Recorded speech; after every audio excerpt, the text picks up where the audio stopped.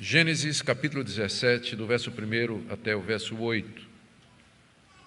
Quando Abrão atingiu a idade de 99 anos, o Senhor apareceu a ele e disse: Eu sou Deus Todo-Poderoso, ande na minha presença e seja perfeito. Farei uma aliança entre mim e você e darei a você uma descendência muito numerosa. Abrão se prostrou com o rosto em terra e Deus lhe falou: Quanto a mim, essa é a minha aliança com você. Você será pai de muitas nações. O seu nome não será mais Abrão, e sim Abraão, porque eu o constituí pai de muitas nações. Farei com que você seja extraordinariamente fecundo. De você farei surgir nações e reis procederão de você. Estabelecerei uma aliança entre mim e você e a sua descendência no decurso das suas gerações. Aliança perpétua para ser o seu Deus e o Deus da sua descendência. Darei a você e a sua descendência a terra onde agora você é estrangeiro, toda a terra de Canaã, como propriedade perpétua, e serei o Deus deles. Até aqui a leitura da palavra de Deus. Vamos, como sempre, orar, pedindo que o nosso Deus agora, a essa altura do culto que prestamos a Ele, nos conceda pelo Espírito Santo iluminação. Sim, Pai, nós estamos diante da Tua palavra mais uma vez e carecemos que Teu bendito Espírito Santo a torne clara para nós, para que nós possamos não somente compreender o seu significado, o seu sentido, mas a sua aplicação para nossos dias e de que maneira nós podemos ser instruídos nela. Oramos, nosso Deus, que apliques então essa palavra ao nosso coração. Em nome do Senhor Jesus. Amém. Queridos, na mensagem anterior, nós vimos como Sarai, esposa de Abrão, numa tentativa humana, carnal, de obter a promessa, entregou sua serva Agar a Abrão, para que através dela pudesse ter filhos. Isso nós vimos no capítulo 16, de versos de 1 a 4. Os resultados desse plano foram desastrosos, como desastrosos sempre são todos os planos que são feitos com base na carne e não na orientação que vem de Deus. A serva promovida à segunda esposa, Agar, fica grávida e agora se sente superior à sua patroa e começa a afrontar a sua senhora. Sarai, então, coloca a culpa em Abrão por ter, de alguma forma, encorajado a atitude da sua serva. Abrão, então, entrega Agar nas mãos de Sarai, para que ela faça o que quiser com a sua serva. Sarai maltrata e humilha Agar, que acaba fugindo, levando no seu ventre o filho de Abrão. Deus, contudo, mostrou misericórdia, apareceu a Agar, lhe fez promessa de uma descendência numerosa, mandou que ela voltasse para casa, se sujeitasse à sua senhora, e dessa forma Abrão ganha um filho que ele chama de Ismael e que ele pensa que é o herdeiro prometido por Deus. Na mensagem de hoje nós vamos ver mais um relato da aparição de Deus ao patriarca na terra de Canaã, para confortá-lo, para assegurá-lo e para apresentar desdobramentos da aliança que já havia feito com ele. Lembremos que Deus nunca revelou tudo de uma vez para Abrão, mas aos poucos ele foi dando novos conhecimentos a respeito do seu plano de, através de Abrão, abençoar todas as nações da terra. E aqui nós temos um momento decisivo, um momento importante no desenrolar da história da redenção, em que Deus apresenta novos aspectos a Abrão daquela aliança que tinha feito com ele e das promessas que lhe tinha dado. Vejamos então, em primeiro lugar, o relato dessa aparição de Deus ao patriarca que está aí nos versos de 1 a 3. Ela aconteceu quando Abrão tinha 99 anos. Já faziam 13 anos daquele episódio que nós vimos na mensagem anterior, quando Agar engravida de Abrão e lhe dá à luz um filho chamado Ismael. Ismael já tinha 13 anos quando essa visão foi dada a Abrão. A essa altura, com certeza, Sarai já tinha perdido a esperança de ter um filho de dar um filho a Abrão, e Abrão estava convencido de que Ismael era aquele filho prometido por Deus, ainda que o tivesse obtido daquela maneira. Durante esses 13 anos, aparentemente Deus não apareceu a Abrão, muito embora ele e toda a sua família, todo o seu clã, continuavam prestando serviços espirituais a Deus, mas não houve nenhuma aparição de Deus a Abrão durante esses 13 anos, o que mostra que a vida dos heróis da fé no Antigo Testamento não era marcada por visões, aparições e revelações diárias e constantes da parte de Deus, mas algumas delas eram bastante espaçadas, como essa daqui. Aparentemente, nesses 13 anos, não houve nada extraordinário da parte de Deus com relação a Abrão. Mas agora, finalmente, Deus aparece. E talvez essa demora de Deus foi proposital para contrastar com a pressa do casal em obter a promessa. Eles queriam a promessa e se apressaram para recebê-la usando meios carnais. E agora Deus leva 13 anos até aparecer mais uma vez para Abrão, estabelecendo o contraste e lembrando que os tempos de Deus não são como o nosso tempo e que o relógio de Deus tica de maneira diferente do nosso relógio. Então, um dia, quando Abrão tinha 99 anos, Deus lhe apareceu, diz aí o verso 1. Quase nunca é dito no livro de Gênesis a forma em que Deus aparece aos seus servos. Pode ter sido numa visão, pode ter sido num sonho, pode ter sido através da nuvem da glória, pode ter sido alguma coisa como a sarça ardente, a gente não sabe. Só sabe que foi uma manifestação visível da glória de Deus. Deus lhe apareceu, deu uma manifestação visível da sua presença, e que foi acompanhada da palavra de Deus. Veja como ele diz: Deus apareceu e disse, porque só a aparição, por si só, não transmitiria tudo aquilo que Deus deseja dar. Por isso que todas as aparições de Deus no Antigo Testamento, elas são sempre acompanhadas da palavra, porque é a palavra que vai instruir, é a palavra que vai orientar, é a palavra que vai estabelecer a verdade. Essas manifestações apenas serviam para infundir temor, tremor, respeito e reverência.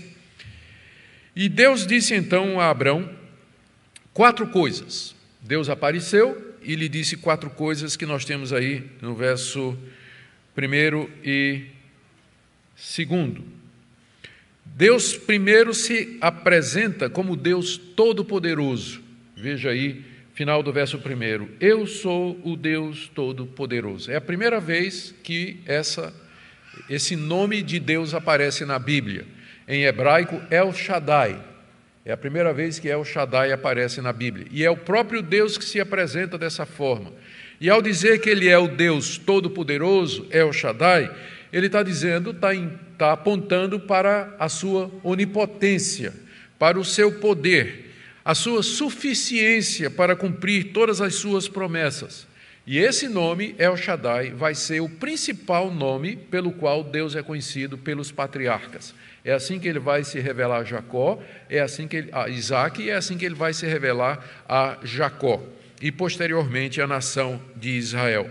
Como está escrito lá em Êxodo, capítulo 6, verso 3, quando Deus aparece a Moisés na sarça ardente, ele diz assim: aparecia a Abraão, a Isaac e a Jacó como o Deus Todo-Poderoso, El Shaddai. Mas pelo meu nome, o Senhor, Yahweh, não lhes fui conhecido.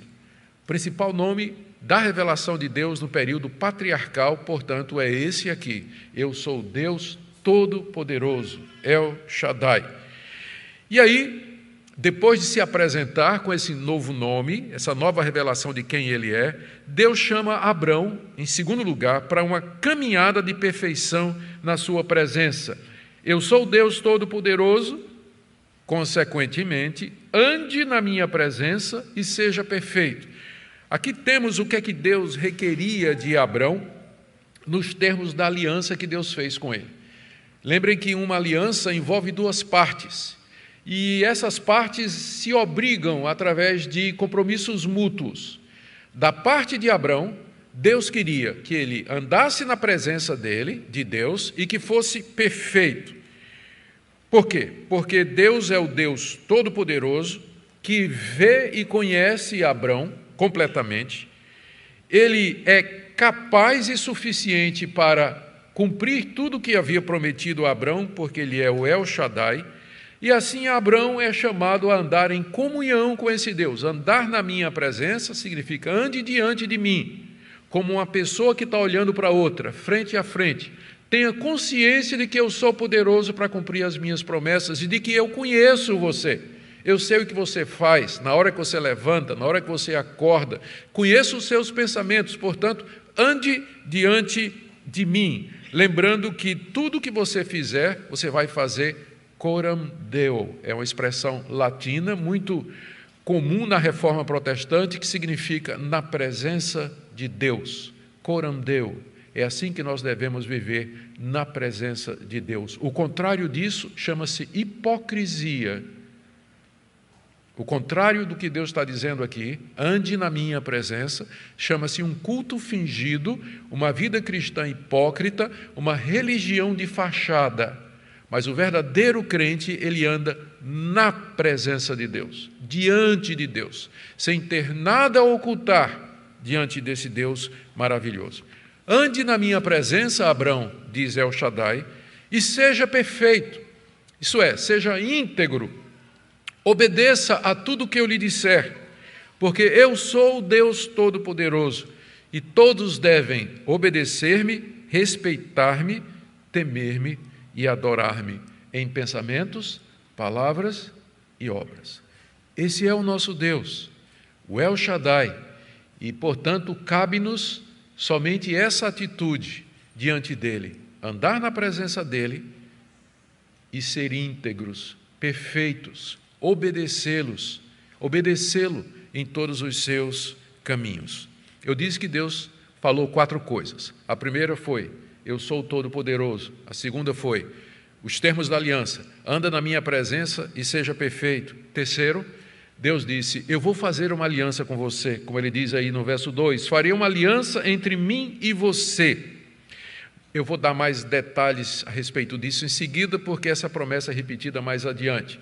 Já adiantando, não é que Deus vai fazer uma aliança nova, ele já tinha feito uma aliança com Abraão, nós vimos isso no capítulo 15, mas agora essa aliança vai ser renovada e vai ser expandida, depois de um silêncio de 13 anos, quando Abraão tinha 99 anos. E a quarta coisa que Deus disse nessa aparição a Abraão, está aí no verso 2, darei a você uma descendência muito numerosa, isso é, um número incontável de descendentes, conforme Deus já havia prometido, que os seus descendentes seriam como os grãos do pó da terra e tão numerosos como as estrelas do céu. E isso aqui é mais uma evidência de que Deus não está fazendo uma aliança nova, Ele está expandindo, está renovando, está expandindo a aliança que já havia feito, com alguns detalhes importantes, como nós vamos mostrar aqui. A reação de Abrão está no verso 3, e não podia ser diferente. Abrão se prostrou com o rosto em terra. Eu acho que seria a mesma coisa que você faria, não é? Se você tivesse essa revelação da parte de Deus, essa visão, essa percepção da grandeza de Deus, quem Ele é o El Shaddai, o Todo-Poderoso, que nos conhece, que nos sonda e que é capaz de cumprir todas as suas promessas, é capaz de nos abençoar e capaz de nos destruir eternamente. Então, diante de Deus não cabe outra atitude a não ser essa de Abrão aqui. E era assim que os orientais manifestavam humildade e reverência, se ajoelhavam, apoiados nos joelhos e nos cotovelos, e encostavam a testa no chão para indicar total submissão e reverência. Abrão está diante do Senhor de toda a terra, o Criador de todas as coisas, o Deus que cumpre o que promete, por mais incrível que pareça, não é? Abrão está com 99 anos, Sarai 10 anos menos, ainda assim Deus vai lhe fazer promessas. Essa postura de Abrão indica temor a Deus e ele agora está pronto para ouvir o que é que Deus vai lhe falar. Queridos, esse relato dessa aparição do Senhor a Abrão tipifica a nossa vida. como cristãos, como nós devemos viver na presença desse Deus e também como nós devemos cultuá-lo. Quando nós nos reunimos, como agora, nesse instante, como igreja, para cultuar a Deus, nós temos que ter consciência de que nós estamos diante dele e que não cabe outra atitude a não ser essa, de adoração, de santo temor, de um espanto sagrado diante da grandeza do nosso Deus, que, sendo o que é, ele vem até nós e se oferece a nós nos termos da aliança que ele tem para conosco. Eu espero que esse espírito de adoração e de louvor esteja no seu coração e que você esteja participando desse momento, movido por esse conhecimento de Deus e não por qualquer outra motivação.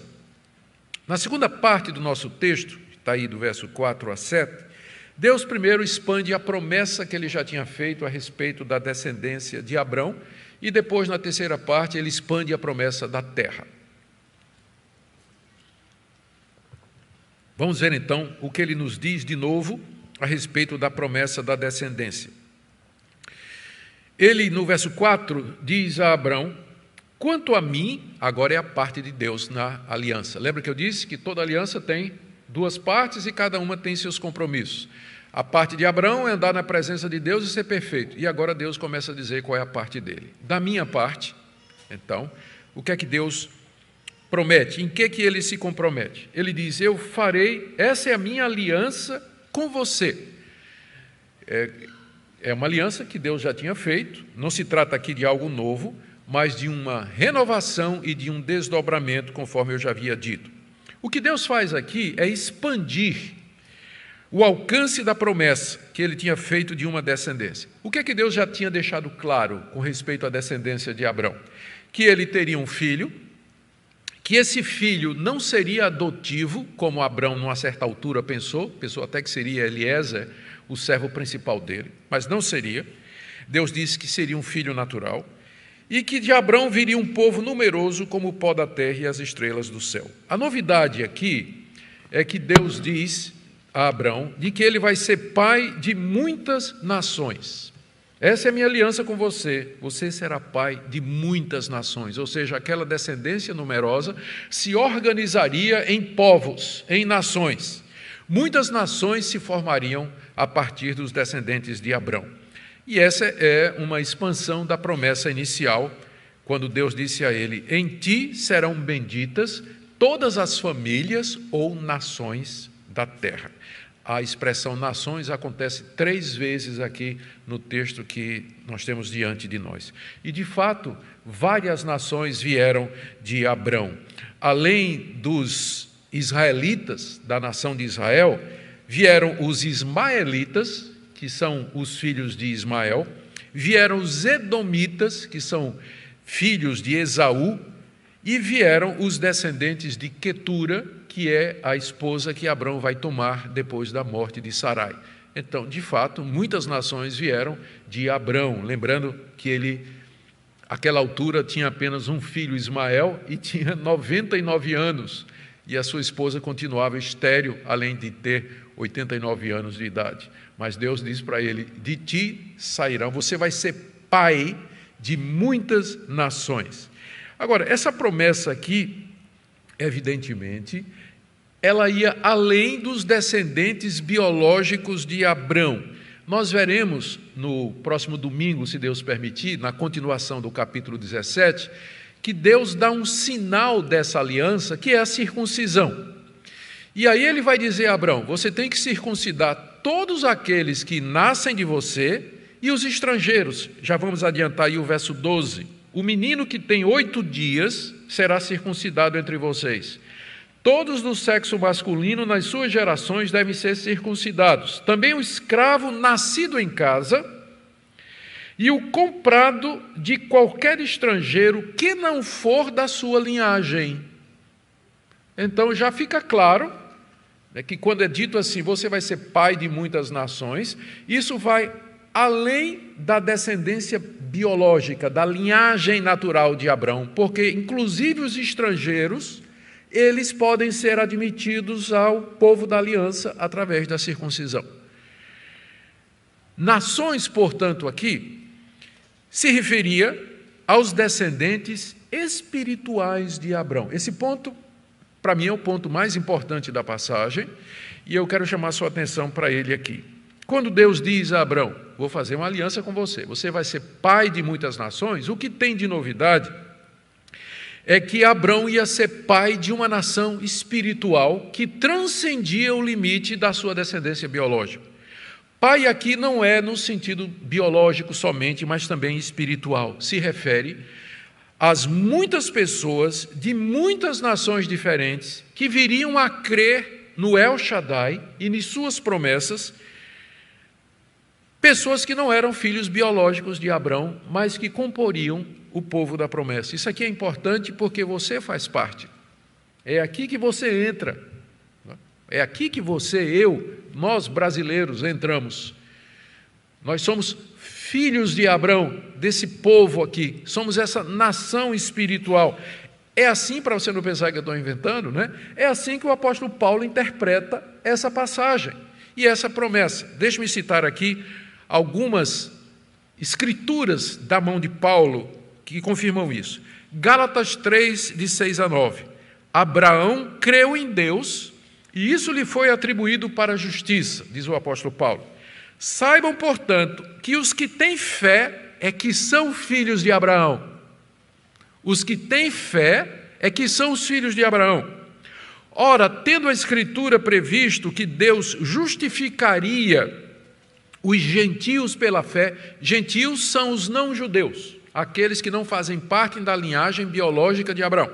Tendo a Escritura previsto que Deus haveria de justificar os gentios pela fé, pré-anunciou o Evangelho a Abraão, dizendo: em você serão abençoados todos os povos, em ti serão benditas todas as nações, de modo que os que têm fé são abençoados com o crente Abraão. Então, está óbvio, o apóstolo Paulo interpreta essa passagem como se Deus estivesse referindo a um povo espiritual. Abraão seria o pai espiritual de muitas nações, ou seja, de gente de muitas nações que haveriam de crer nas promessas de Deus e no Messias. Ainda, no mesmo livro de Gálatas, capítulo 3, verso 29, se sois de Cristo, também sois descendentes de Abraão e herdeiros segundo a promessa. Você é de Cristo? Então você é herdeiro de Abraão. Você é filho de Abraão, filho espiritual de Abraão. Olha Romanos 4, 16 a 17. A razão por que a promessa provém da fé é para que seja segundo a graça, a fim de que ela seja garantida para toda a descendência, não somente a descendência que está no regime da lei, isso é, os judeus que estavam debaixo da lei de Moisés e eram descendentes de Abraão, não somente para eles, mas também a descendência que tem a fé que Abraão teve, porque Abraão é o pai de todos nós, como está escrito: eu te constituí por pai de muitas nações. Ainda mais uma passagem de Paulo, Romanos 9, de 6 a 8. E não pensemos que a palavra de Deus falhou, porque nem todos, olha, presta atenção aqui, porque nem todos os de Israel são de fato israelitas. Paulo aqui reconceitua o conceito de israelita. Israelita não é quem é filho biológico de Abraão, não é judeu genético, mas o verdadeiro israelita. Ele diz aqui: nem todos de Israel são de fato israelitas, nem por serem descendentes de Abraão são seus filhos. Pelo contrário, como está escrito, por meio de Isaque será a tua descendência. Isto é, não são os filhos da carne, os filhos naturais de Abraão, que são filhos de Deus, mas os filhos da promessa é que são contados como descendência. Eu espero que tenha ficado claro. Quando Deus diz a Abraão: vou fazer uma aliança com você, você vai ser pai de muitas nações, isso aqui não significa apenas biologicamente que Abraão seria o ancestral de diversos povos, como de fato ele foi, mas que ele seria o pai espiritual de um povo espiritual que é marcado pela fé nas promessas de Deus, pela fé no Messias, povos de gente de todos os povos, tribos, línguas e nação. Em outras palavras, a igreja.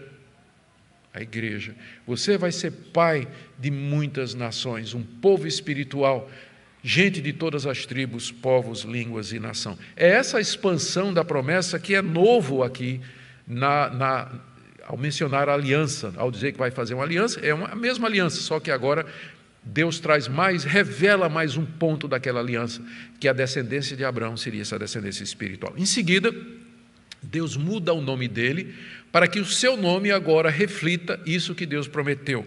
Aí no verso 5 ele diz assim: o seu nome não será mais Abrão, e sim Abraão, porque eu o constituí pai de muitas nações. Quando Deus disse isso, o velhinho tinha 99 anos, quase 100, mulher estéril, não é isso? Com 89 anos, e Deus disse: eu te constituí pai de muitas nações. Deus fala no passado, aqui é o que a gente chama de passado profético, porque ele vai acontecer com tanta certeza que Deus fala como se já tivesse acontecido. Eu te constituí como pai de muitas nações. Você é pai de muitas nações, Abraão. Eu te constituí como tal. Porque ele é o El Shaddai. Por isso que tudo isso começa com a revelação de Deus. Eu sou o Deus Todo-Poderoso. Porque o que ele promete aqui a Abraão, humanamente falando, é impossível. É impossível. Mas ele faz essa promessa porque ele é quem ele é. E ele muda o nome de Abrão. A palavra Abrão, em hebraico, significa pai elevado, que pode se referir ao pai de Abrão, Tera, que era um homem honrado, que pode se referir ao próprio Abrão ou a Deus, que ele é filho de um pai elevado. Provavelmente é uma referência aos ancestrais de Abrão, Tera e os demais. E Deus muda o seu nome para Abraão. É apenas uma letrinha no nome em hebraico, mas que faz a diferença, porque Abraão significa pai de multidão. Pai de multidão. Não mais pai elevado, mas agora pai de multidão, ou de uma grande multidão, ou de muitas nações, para agora o nome de Abraão refletir a promessa de Deus. Eu já te fiz pai de muitas nações, por isso eu vou até mudar o teu nome. Teu nome agora é Abraão, não é mais Abrão, porque você é pai de muitas nações. Essas mudanças de nome, elas quase sempre acontecem no contexto da história da revelação, em algum evento importante. Deus então muda o nome da pessoa, como mais adiante ele vai mudar o nome de Jacó para Israel. Muito bem. Deus, assim, promete que dele sairiam muitas nações. E não só isso, ele continua, não é? Ele continua, dizendo no verso 6, farei com que você seja extraordinariamente fecundo. Tinha que ser assim, porque àquela altura Abraão tinha só um filho e que foi conseguido através daquele estratagema. Eu farei com que você seja extremamente fecundo, que você seja frutífero e que você tenha muitos filhos. E Deus faria nações saírem dele, é a segunda vez que isso aqui é repetido, e ele acrescenta mais uma coisa que não foi dito antes: reis procederão de você, reis haverão de sair de você. Agora imagine o contexto.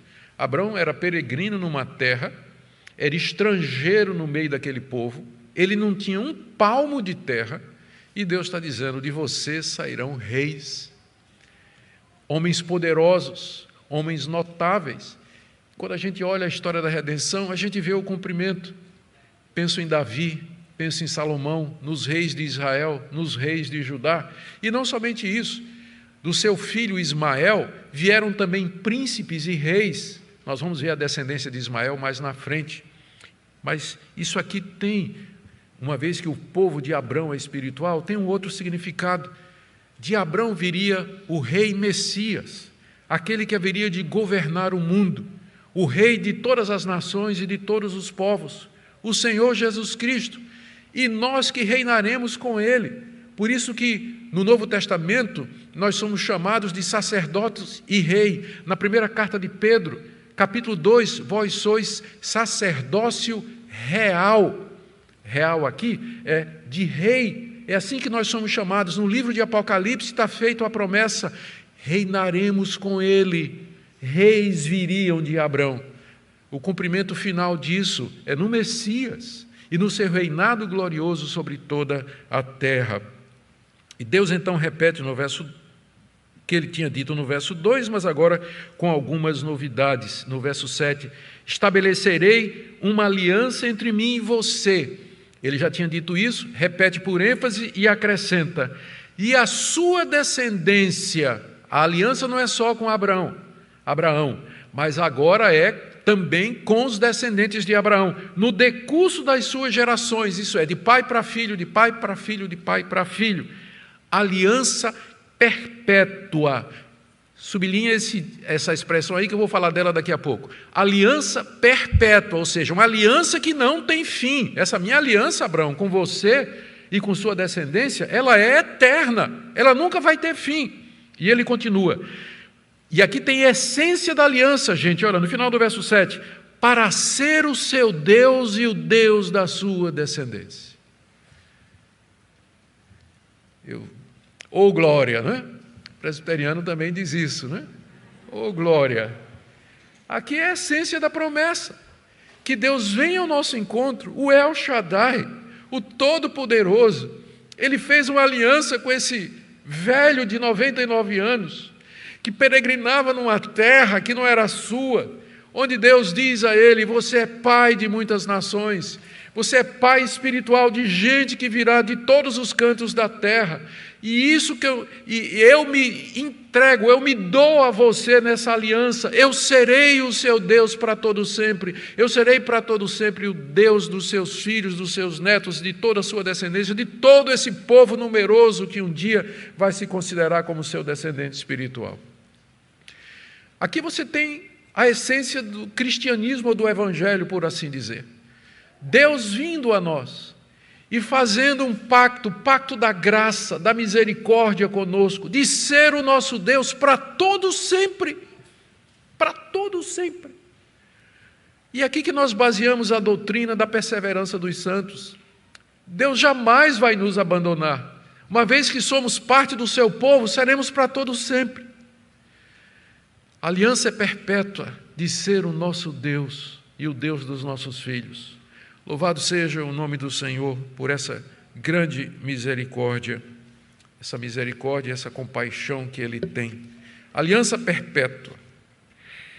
Em seguida, Deus expande, agora vamos para a terceira parte do texto, já caminhando para o final, no verso 8, Deus então expande a promessa da terra. Verso 8, daria a você e a sua descendência a terra onde você é estrangeiro, toda a terra de Canaã, como propriedade perpétua, e serei o Deus deles, repete aqui o Senhor. O que temos aqui? Deus apareceu a Abrão, apareceu a ele como o El Shaddai, exigiu de Abrão que Abrão andasse na presença dele e fosse perfeito, estabeleceu os termos da aliança. Da parte de Deus, Deus lhe daria uma descendência numerosa, de onde sairiam nações e reis, e Deus estenderia a sua aliança de geração em geração para ser o Deus de Abrão e dos seus filhos. E agora Deus fala a respeito da terra, lembrando que foi a promessa que Deus fez quando chamou Abrão no capítulo 12, lá de Ur dos Caldeus, e disse: sai para a terra que eu vou te mostrar. E agora Deus aumenta ou expande a promessa da terra. Deus daria a Abrão e a sua descendência aquela terra, onde Abrão era estrangeiro, e ele detalha toda a terra de Canaã, de norte a sul, de leste a oeste, toda a terra de Canaã, que agora, naquela época, era habitada por nações diferentes, 10 nações diferentes, mas Deus estava dando a Abrão toda aquela terra de Canaã. E Deus diz aqui que ia dar como propriedade perpétua. Assim como a aliança é perpétua, a concessão da terra a Abrão também é perpétua, é eterna, é sem fim. É sem fim. E ele repete: e eu serei o Deus da tua descendência, essa descendência que vai ocupar a terra que eu te estou dando agora. O que Moisés quis dizer com isso, quando ele falou com aliança perpétua e propriedade perpétua da terra de Canaã? Primeiro, há quem entenda isso aqui como uma promessa de Deus de que o Israel étnico, os judeus biológicos, descendentes de Abrão, eles sempre seriam o povo de Deus e que a terra sempre seria a sua propriedade. Essa perspectiva, essa compreensão é comum no meio evangélico, especialmente entre aqueles que se consideram dispensacionalistas ou algum tipo de pré-milenistas também, de que Deus nunca deixou de ter Israel como seu povo. Na verdade, Deus teria dois povos, a igreja, que seria uma espécie de plano B, uma vez que os judeus rejeitaram o Messias, e a nação de Israel, que Deus vai voltar a lidar com ela no final dos tempos e cumprir todas as suas promessas.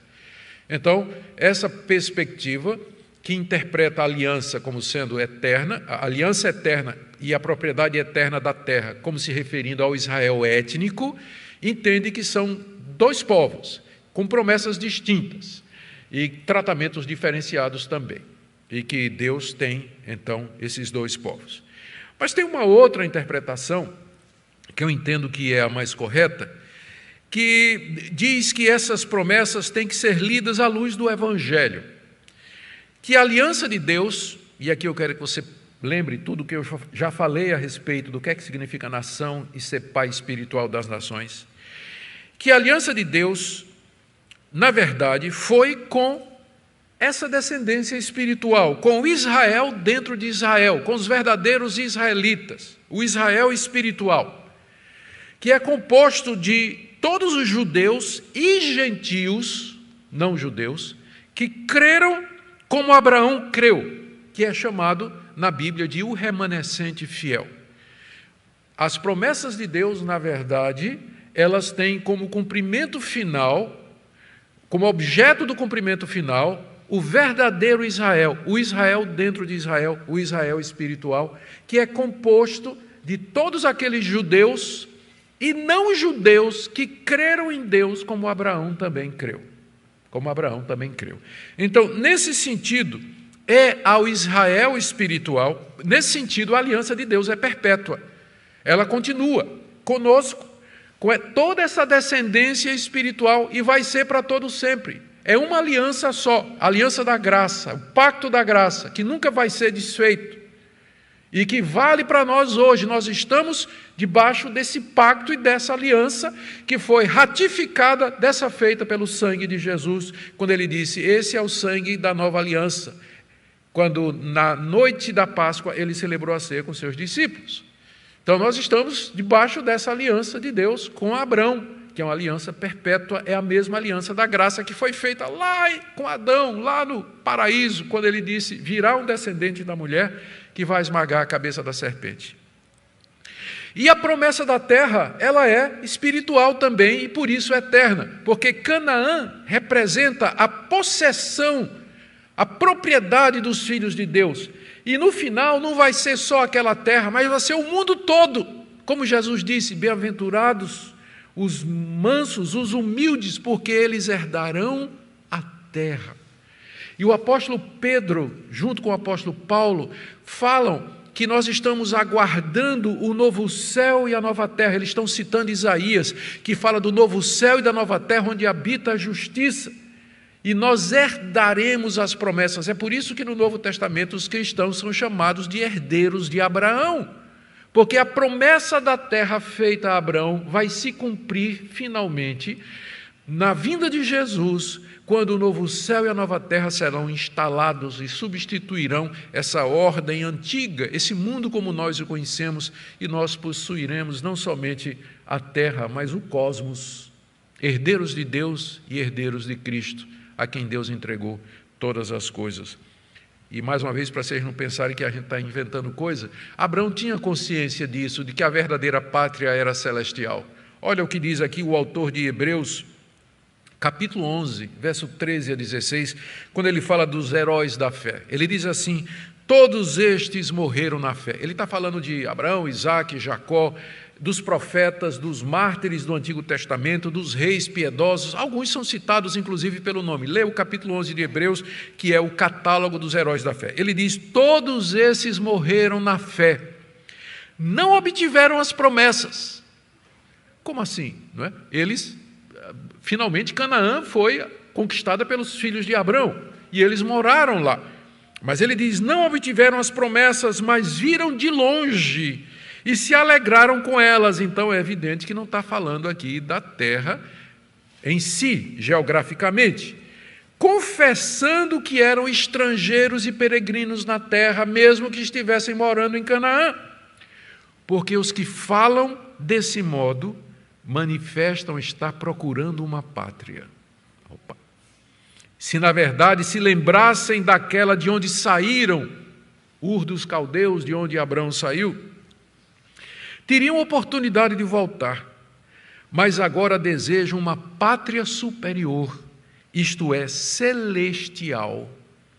Por isso Deus não se envergonha deles de ser chamado seu Deus, porque lhes preparou uma cidade. Os próprios heróis da fé do Antigo Testamento sabiam que Canaã era apenas uma expressão da pátria celestial, de uma promessa superior, que Jerusalém apontava para uma cidade celestial e eterna, que é exatamente um mundo vindouro que será plenamente consumado na vinda do Senhor e Salvador Jesus Cristo. É nesse sentido que nós entendemos que a aliança de Deus com Abrão é perpétua e que a posse da terra é perpétua. Porque não está falando dos descendentes biológicos de Abrão, mas está falando de toda a sua descendência espiritual, através dos séculos, todos aqueles que pela fé creem no Senhor Jesus Cristo. Vamos terminar, queridos. O que é que Moisés queria ensinar para aquele povão que estava ali nas planícies de Moabe, às vésperas de entrar na terra prometida? O que é que Moisés queria ensinar? Primeiro, o Deus da aliança é o Deus El Shaddai, todo-poderoso e suficiente. Ele cumpriu as promessas feitas a Abrão, inclusive as que pareciam impossíveis, como, por exemplo, gerar um filho, sendo velho, e Sarai, idosa e estéril, e ser pai de nações. Era o mesmo Deus que haveria de cumprir a promessa de lhes dar aquela terra e aos seus descendentes. Como o Criador de todas as coisas, Deus era poderoso para fazer isso. Portanto, ânimo, vamos à guerra, vamos conquistar essa terra, porque El Shaddai está conosco, o Deus que é poderoso para cumprir as suas promessas. Em segundo lugar, Moisés quer lembrar aos israelitas, naquela situação, que havia condições na aliança que Deus graciosamente havia feito com Abrão. Abrão devia andar na presença de Deus e ser perfeito, e da mesma forma Deus requeria que os israelitas andassem de acordo com seus estatutos e mandamentos, que obedecessem a tudo que Deus tinha mandado através de Moisés, para que Deus os abençoasse e fizesse prosperar na terra que eles haveriam de possuir. Deus os preservaria, abençoaria, faria prósperos e frutíferos e os encheria de alegria e felicidade. Mas eles tinham que obedecer os termos da aliança. Terceiro lugar, Moisés aqui, sem dúvida, está ensinando aos israelitas que havia outros que não eram da linhagem de Abrão, que faziam parte do povo de Deus, o povo da aliança. Havia estrangeiros no meio deles, que também faziam parte do povo de Deus. E eles deveriam ter consciência de que El Shaddai era Senhor de todas as tribos, povos e nações. E, portanto, eles deveriam ser instrumentos de bênção. A promessa a Abrão foi: em ti serão benditas todas as nações da terra, ou seja, a descendência de Abrão seria um canal de bênção para todas as nações, e os israelitas deviam ter consciência disso. Eles deviam saber disso, que eles eram instrumento de Deus para abençoar todos os povos. O que é que isso tem a ver conosco hoje? Primeiro, uma vida diante de Deus. Já falei sobre isso. Deus nos chama para viver diante dele, coram Deo, andar na sua presença e ser perfeito. Segundo, os princípios da aliança permanecem os mesmos. A obediência traz a bênção e a desobediência traz os castigos de Deus. A aliança continua em vigor, ratificada no sangue de Jesus, reforçada pela presença do Espírito Santo em nós, celebrada na ceia do Senhor toda vez que nós comemos o pão e bebemos o cálice. São os termos da aliança. Ande na presença de Deus, obedeça a sua vontade e Ele vai abençoar você, Ele vai atender você, Ele vai escutar as suas orações. Terceiro, tenhamos uma visão ampla do reino de Deus. Deus quer abençoar povos através de nós. Deus quer nos fazer instrumentos para alcançar outras pessoas. Essa é a razão da igreja. Não somente louvar e cultuar a Deus, mas ser instrumento de Deus para abençoar pessoas que passam necessidade, que não conhecem a verdade e que precisam ouvir o Evangelho da graça. E por último, a nossa esperança está tão somente no fato de que as promessas de Deus e sua aliança são perpétuas. Deus jamais nos abandonará. Ninguém pode nos arrancar da mão de Cristo. Aquele que começou a boa obra haverá de completá-la até o dia de Cristo Jesus. Ele é poderoso para preservar você até aquele dia. A nossa confiança, a certeza da nossa salvação não está no nosso mérito, no nosso esforço, na nossa religiosidade, mas em El Shaddai, aquele que é todo-poderoso e que cumpre a sua promessa e que fez uma aliança eterna com todos aqueles, em todo lugar, que como Abrão, creem e confiam e andam na presença desse Deus. Que Deus abençoe vocês, que Ele renove a sua fé e a sua esperança no dia do Senhor e que vocês, essa semana, andem na presença de Deus até nos encontrarmos outra vez. Que Deus os abençoe. Fiquemos em pé, queridos, e terminemos o culto com oração e bênção.